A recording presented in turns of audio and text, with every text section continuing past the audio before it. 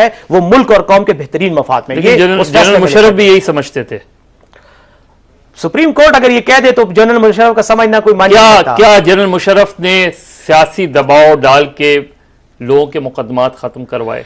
कोई एक मुकदमा आप मुझे ऐसा बता दें ऑन रिकॉर्ड कि जो परवेज मुशर्रफ के कहने पे हुआ। जनरल शाहिद अजीज साहब ने कुछ दिन पहले, बल्कि आज ही उन्होंने ये शायद स्टेटमेंट दी है और कुछ दो लोगों के बारे में उन्होंने शायद चौधरी साहिबान का जिक्र किया। मैं आपके सवाल से पहले भी कहा, बेनजीर भुट्टो के लिए भी कहा उन्होंने। मैं वही कहता हूं, बेनजीर भुट्टो साहबा के लिए, मेरे बेनजीर भुट्टो साहिबा के खिलाफ जो मुकदमा थे वो तो एनआरओ के नतीजे में वैसे भी खत्म हो गए। जहां तक ताल्लुक था चौधरी शुजात का, शाहिद अजीज साहब ने कहा मुझ पे दबाव डाला गया। शाहिद अजीज साहब तो उस वक्त नैब में थे ही नहीं। शाहिद अजीज साहब वो तो चौधरी साहिबान तो बहुत पहले, अगर उनके खिलाफ कोई शिकायत भी थी तो 1999 2000 के दौरान जनरल अमजद चेयरमैन थे नैब के। ये बात उनको करनी चाहिए। सैफ साहब क्यों आहिस्ता आहिस्ता, अगर 99 से आप ऑनवर्ड्स देखें, आहिस्ता आहिस्ता उनके जो करीब तरीन दोस्त थे वो उनका साथ छोड़ते गए। हर साल हमें कुछ लोग, कुछ जनरल्स जो उनके साथ रहने वाले थे वो साइड में हटते गए। उसके बाद ऐसे भी 10 लोग जो उनके करीब तरीन दोस्त थे, जो शायद उनमें से कुछ कॉलेज फ्रेंड्स थे उनके, कुछ स्कूल फ्रेंड्स थे,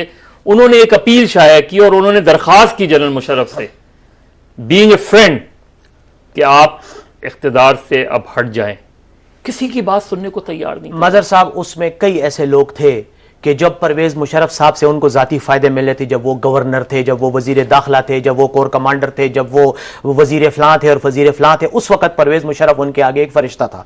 लेकिन जब उनको अपने फायदे मिलने बंद हो गए तो उसके बाद उनको कौम का मफाद नजर आने लग गया और उनके जमीर जाग गए, जो पहले शायद डायज़ेपाम खा के सो गए थे। आप सबको उसके बाद दाम दे रहे हैं, लेकिन खुद ये मानने को तैयार नहीं है कि शायद मुझसे भी ये गलती हुई कि मैंने उनकी बात नहीं मानी। चाहे जनरल महमूद हो, चाहे जनरल अजीज हो, चाहे जनरल उस्मानी हो, चाहे जनरल मोइनुद्दीन हैदर हो, चाहे जावेद जब्बार हो, ये सारे लोग गलत थे लेकिन मुशर्रफ साहब सही थे। नहीं, मैं तो ये कभी नहीं कहूंगा कि मुशर्रफ यही तो सारे लोग नहीं, देखें वो लोग, जब मुझे ये बताएं, ये आपने जिनके नाम लिए, चाहे आर्मी कोर कमांडर्स को हटा दें, मैं उनके बारे में कुछ नहीं कहना चाहूंगा, लेकिन मैं ये जो पॉलिटिकल लोग थे, ये जो वजीर दाखिला और ये वजीर इत्तलात रहे, इनको जनरल मुशर्रफ की खामियां उस वक्त क्यों नजर नहीं आ रही थी जब ये इनकी गाड़ियों पे झंडे लहराते थे? इसलिए इमरान खान भी थे ना, इमरान खान भी ना, इमरान खान हिमायती थे ना। इमरान खान वो किस बुनियाद पे थे?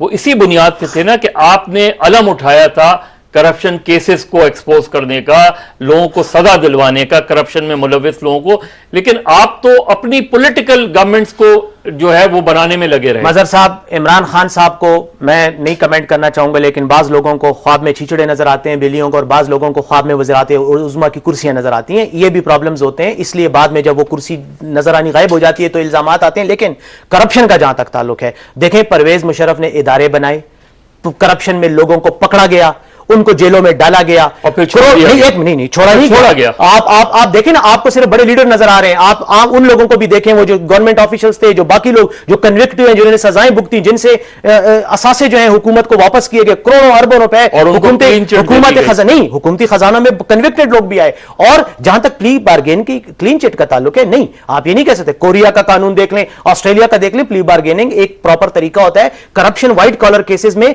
लोगों से पैसे लेने का, हुकूमत के खजाने में जमा कराने का। अब मैं, और वो हुए, अब मैं आता हूं आपको उस बात पे, अगर अदालतें, जिसने जनरल मुशर्रफ की हिमायत की, उस पे केसेस नहीं बनाए गए, जिसने हिमायत नहीं की उस पे केसेस नहीं, ऐसी कोई बात नहीं है। मैं समझता हूं कई लोगों पे बनाए गए, लेकिन अगर कोई ऐसी बात है तो उसके बारे में अगर सबूत है तो आज भी अदालतें, आज तो अदालतें बहुत आजाद हैं, आज तो बिल्कुल आजाद अदलिया की हुक्मरानी है। आज आप अदालतों में क्रिमिनल केस, तो शाहिद अजीज उन्हीं के साथियों में से है ना। देखें जी, शाहिद अजीज साहब का तो मैं इसलिए नहीं कमेंट करना चाहता कि वो एक मेरे से उम्र में भी बड़े, मैं बेतमीजी नहीं करना चाहता, लेकिन अगर इनका जमीन भी तो उन्हीं के साथियों में ना।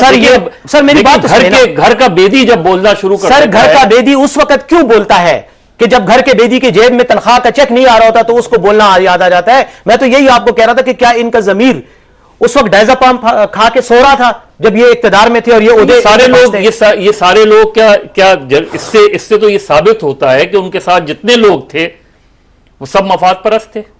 मैं समझता हूं कि हर शख्स अपने मफाद का तहफ़्फ़ुज़ करता है और उसको देखता है, और जब नहीं मिलता, और वो शायद इसलिए देखता है क्योंकि जनरल मुशर्रफ खुद जो है वो उनके मफाद में ये था कि वो इख्तिदार में रहे। मैं समझता हूं पाकिस्तान के मफाद में था कि जनरल कैसे पाकिस्तान के मफाद में, और जिस दिन जनरल परवेज मुशर्रफ साहब गए उस दिन के बाद से पाकिस्तान के हालात आप देख लें, आपका हर आने वाला दिन छोड़ के आप जाएंगे तो दूसरा आके कैसे संभालेगा? सर मैं नहीं समझता कि जनरल परवेज मुशर्रफ ने मुल्क को इस हाल में छोड़ा था। उस वक्त जो खजाने की हालत थी और आज की हालत है, वो पैसे परवेज मुशर्रफ की जेब में नहीं गए, वो तो किसी और की किताब जेब से में जाहिर है कि उन्होंने जिस तरह लोगों को हैंड ओवर करके पैसे लिए हैं, वो तो खुद लिखा है उन्होंने। हाँ, लेकिन मैं उस पर कोई कमेंट अभी नहीं करना चाहता, क्योंकि वो एक अलग बहस हो जाएगी वॉर अगेंस्ट टेरर के हवाले से। लेकिन जहां तक ताल्लुक है खजाने का, तो खजाना कम से कम भरा हुआ था, ये हाल नहीं था जो आज चीनी थी, आटा था, सब कुछ था। उस इक़दाम को आप गलत समझते हैं? किस इक़दाम को? लोगों को हैंड ओवर करने के इल्जाम? नहीं, अगर कोई किसी भी शख्स की अगर आईनी और कानूनी हुकूक और इंसानी हुकूक की हक तलफी हुई और उसके साथ ज्यादती हुई, तो उसको मैं बुरा समझता हूं। मैं क्यों किसी के गलत काम को सही कहूंगा? हकीकी हुकूमतों से गलत काम भी होते हैं और ठीक काम भी होते हैं, लेकिन मैं समझता हूं इंसाफ का तकाजा यह है कि सिर्फ गलत कामों पर नजर नहीं रखनी चाहिए, अच्छे कामों को भी देखना चाहिए। मिसिंग पर्संस का केस है, ये जो कई 100 मिसिंग पर्संस हैं और ये उसी दौर के चले आ रहे हैं, कभी आपने इन चीजों की तरफ साबिक सदर की तवज्जो दिलाई? बिल्कुल दिलाई है। मिसिंग पर्संस का केस सुप्रीम कोर्ट के पास है। सुप्रीम कोर्ट ने तो आज की बात थी, सुप्रीम कोर्ट ने ठीक नहीं, लेकिन अब तो देखे ना, ये सड़कों पे तो नहीं है ना ये केस, सुप्रीम कोर्ट में। सुप्रीम कोर्ट के पास इख्तियारात हैं, हुकूमत उनकी ताबे है, आर्मी उनके ताबे है, उनको चाहिए वो करें और निकालें उनको, अगर वो वाकई मिसिंग है। कहीं ना कहीं तो होंगे। परवेज मुशर्रफ ने अपने किचन के कमरे में तो उनको नहीं ताला लगा के रखा हुआ ना, कहीं पे होंगे, इन इदारों के पास होंगे। उन इदारों से पूछे सुप्रीम कोर्ट किन इदारों के पास होंगे, उनको भी तो पता होगा ना। जिन इदारों पे इल्जाम लगाया जा रहा है, जिनके अफसरान को सुप्रीम कोर्ट में तलब भी किया गया है, ISI और जो बाकी हमारे खुफिया इदारे हैं, उन्हीं को बुलाया गया और उन्होंने जवाब भी दिया। हाल ही में आप लोगों की कोई मीटिंग हुई है जिसमें यह तय किया गया कि नई सियासी जमात का ऐलान जो है अगले 1-2 माह में कर दिया जाएगा, जिसकी क़यादत जनरल मुशर्रफ करेंगे? देखें मदर साहब, हमारी मीटिंग्स जारी हैं, हम परवेज मुशर्रफ साहब से भी राब्ते में हैं, मैं खुद जाता रहा हूं और लोग भी जाते हैं, इंग्लैंड में भी मिलते हैं, टेलीफोनिक राब्ते भी होते हैं और इस बात पे गौर व फिक्र जारी है कि सियासत में उनके आने का क्या तरीक़ाकार होगा। और इंशाअल्लाह वक्त आने पर जो है उसका लाहे अमल जो है, जब उसका ऐलान होगा तो उसमें ये सारी चीजें वजाहत से सामने आ जाएंगी कि क्या नई सियासी जमात बनाई जाएगी, उसका नाम क्या होगा, किस तरह से रजिस्टर कराई जाएगी। मुस्तकबिल करीब में आइंदा चंद माह में उनके आने का